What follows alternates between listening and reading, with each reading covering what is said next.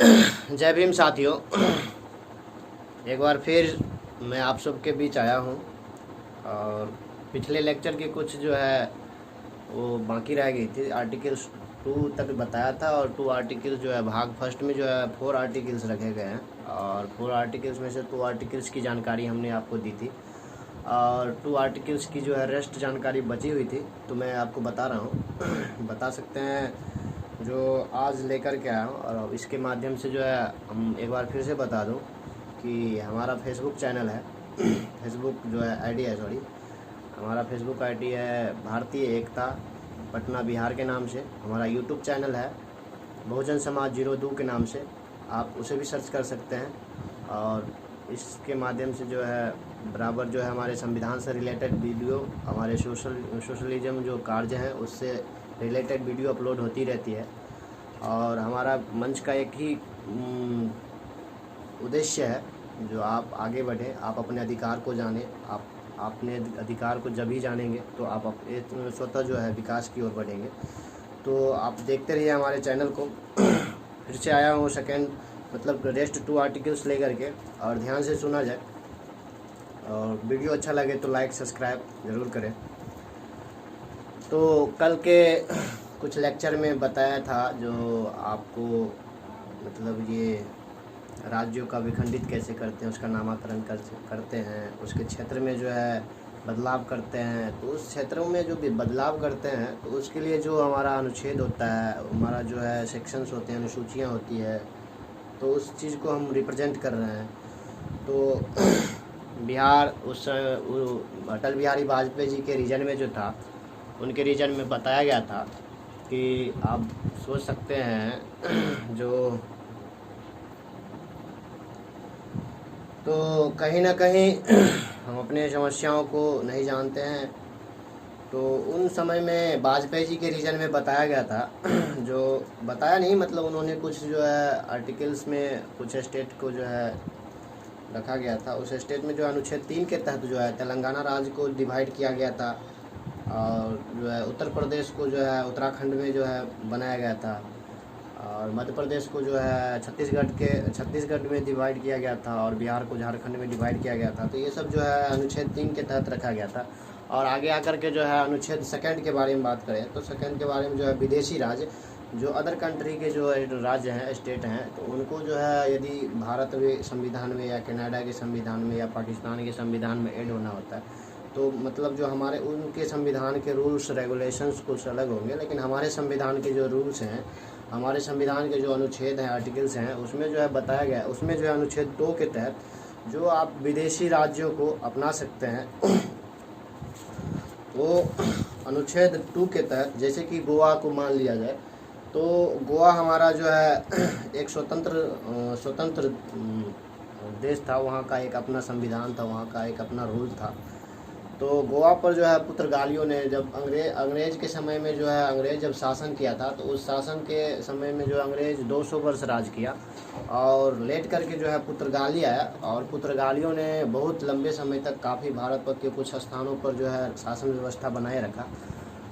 जैसे कि लगभग जो है 500 वर्ष उन्होंने राज किया अपने भारत के कुछ क्षेत्रों में। तो गोवा पर जो है पुर्तगालियों का नियंत्रण था, जैसे कह सकते हैं। और उसके बाद जो है 1961 में जो है सैन्य कार्रवाई के भारत के सरकार के द्वारा जो है 1961 में सैन्य कार्रवाई करके जो है पुर्तगालियों को मारकर भगाया गया। तो 1961 में जो पुर्तगालियों से मुक्त बनाकर जो है भारत में शामिल किया गया था गोवा को, जो विदेशी के कब्जे में था। जो गोवा था वो विदेशी के कब्जे में था, जो विदेशी मतलब पुर्तगाली कह सकते हैं, उनके कब्जे पर था। तो उन्होंने जो है कब्जे कर रखा था। तो उन सैन्य कार्रवाई के बाद जो है भारत सरकार ने सैन्य कार्रवाई की और उनको मार करके भगाया गया। तो उस टाइम में जो है उनको जो है अपने भारत मतलब उससे जीत करके उनको भगा करके जो है उस राज्य को जो है भारत में सम्मिलित किया गया था। तो उस सभी राज्य को जो जैसे कि विदेशी का हक था और विदेशी व्यक्ति उस पर पुर्तगालियों ने उस पर हक कर रखा था।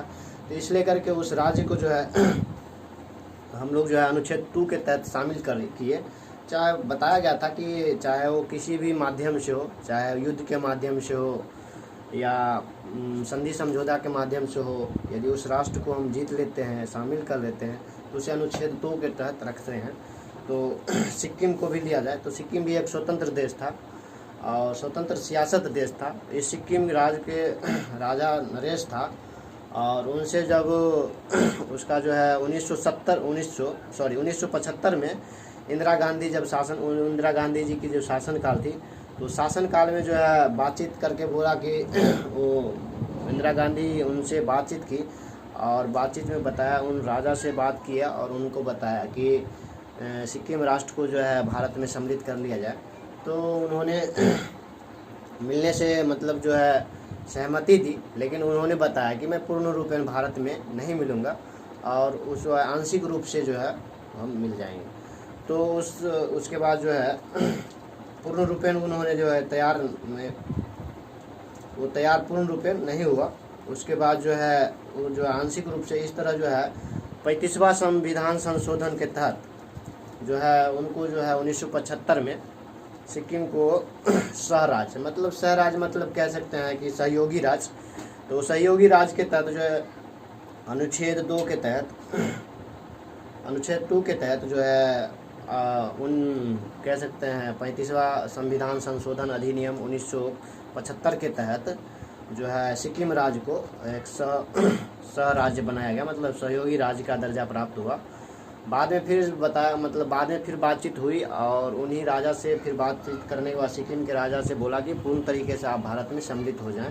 तो वो सहयोगी राज्य जो सिक्किम को था, उन्होंने राजा भी मतलब अपने उसको जो एक्सेप्ट कर लिया कि हम चलिए ठीक है, हम अपने राज्य को जो है उसमें सम्मिलित कर लेते हैं।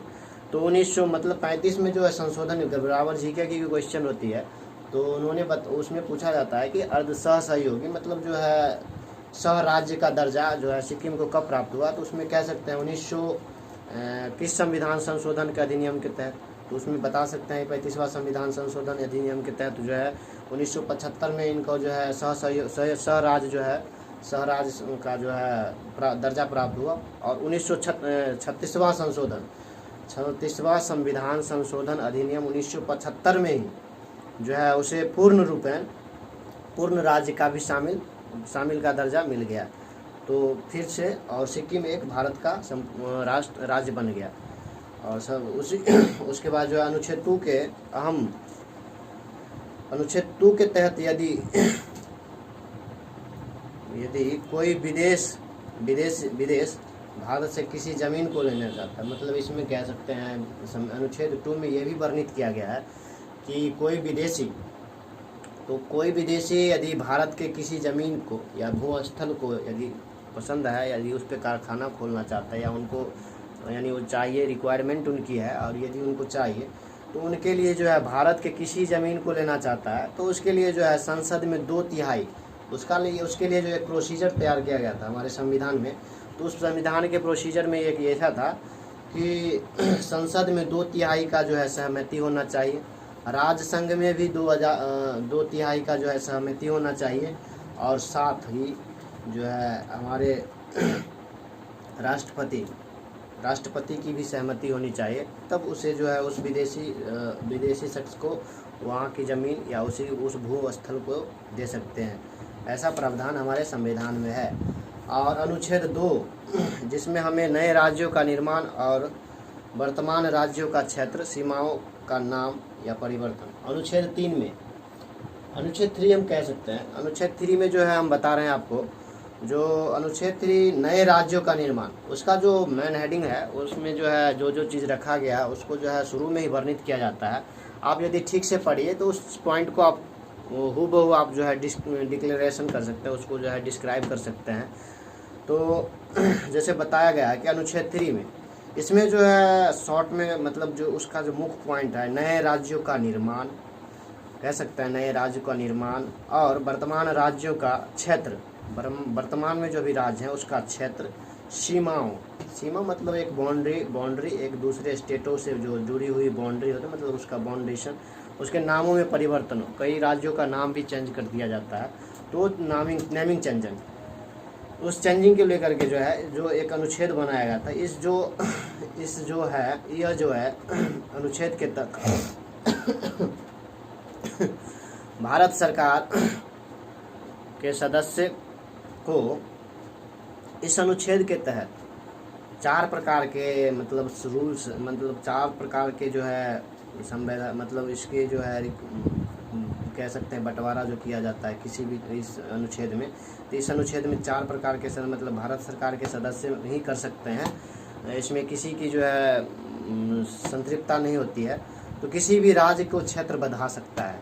सांसद को मतलब भारत सरकार को इतनी कैपेसिटी है, इतनी पावर है, तो उसके पावर में मतलब ये कह सकते हैं कि किसी भी राज्य की, चाहे वो यूपी हो, बिहार हो, उसका उत्तराखंड हो, उड़ीसा हो, बांग्लादेश हो, झारखंड हो, सिक्किम हो, कोई भी हो, अदरवाइज कोई भी हो, तो किसी भी राज्य क्षेत्र को बढ़ा सकता है, किसी भी राज्य क्षेत्र को घटा भी सकता है, किसी भी राज्य क्षेत्र को बढ़ा भी सकता है और किसी भी राज्य क्षेत्र को घटा भी सकता है, किसी भी राज्य की सीमाओं में परिवर्तन कर सकता है।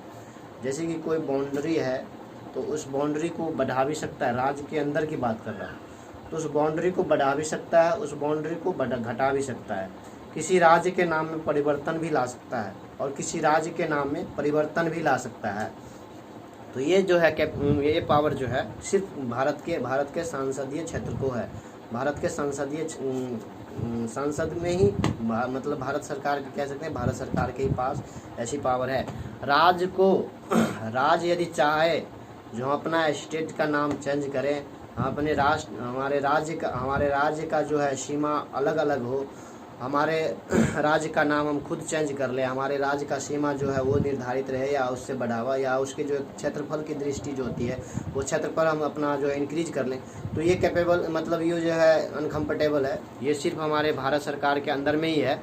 तो इस लेकर के इस बात को समझना होगा। तो इस अनुच्छेद के तहत जो है किसी भी राज्य को इस राज्य क्षेत्र को बढ़ा सकता है, उसका जो है पावर सिर्फ केंद्र सरकार को ही होता है, मतलब भारत सरकार को ही होता है। उसके बाद जो है किसी राज्य क्षेत्र को घटा सकता है, तो घटा सकता है तो आप कह सकते हैं, मान सकते हैं जो भारत सरकार के मतलब ये भी भारत सरकार के अधीन में हो सकता है। उसके बाद जो है आपको बता रहे हैं कि किसी भी राज्य की सीमा, किसी भी राज्य हो तो किसी भी राज्य की सीमा को भी जो है भारत सरकार जो है बढ़ा मतलब संसद के सदस्य ही उसको बढ़ा सकते हैं। उसकी बहुमति एक सहमति होती है और सहमति में उस चीज़ों को पास किया जाता है, वो अपने स्तर से उसकी सीमा का जो है मतलब इंक्रीज या डिक्रीज कर सकते हैं। उसके बाद बता रहे हैं कि किसी राज्य का नाम परिवर्तन, जैसे किसी भी राज्य हो, उस राज्य के नाम में परिवर्तन हो या उस राज्य का नाम परिवर्तन करना चाहते हो तो उस राज्य को परिवर्तन करने का भी पावर हमारे संसदीय सदस्य को ही है। तो फिर इसके साथ ही हमारा जो है भाग फर्स्ट, संविधान के भाग फर्स्ट, पार्ट फर्स्ट, जिसको हम कह सकते हैं कि बहुत ही अब ज़्यादा से ज़्यादा इस चैनल के माध्यम से जुड़िए और अपने संविधान के बारे में जानिए। आज का जो है भाग फर्स्ट में जो था संघ तथा उसके राज्य क्षेत्र, आप वीडियो के माध्यम से देख रहे थे संघ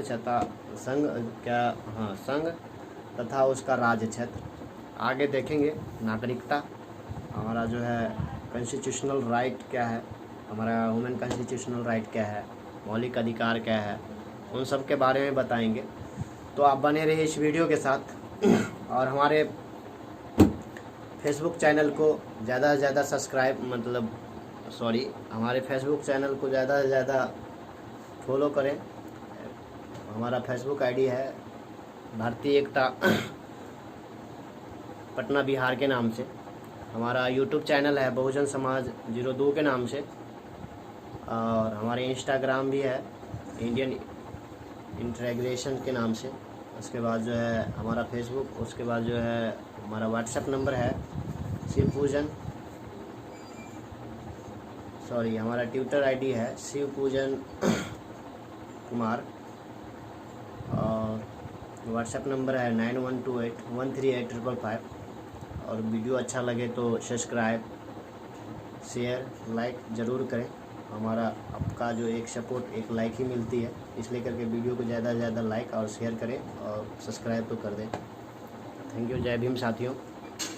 कल फिर से आप आपके बीच आ रहे हैं नया चैप्टर लेकर के, नए भाग 2 लेकर के। ज़रूर इस वीडियो को देखें और आप अपना अधिकार को समझें। धन्यवाद। जय भीम।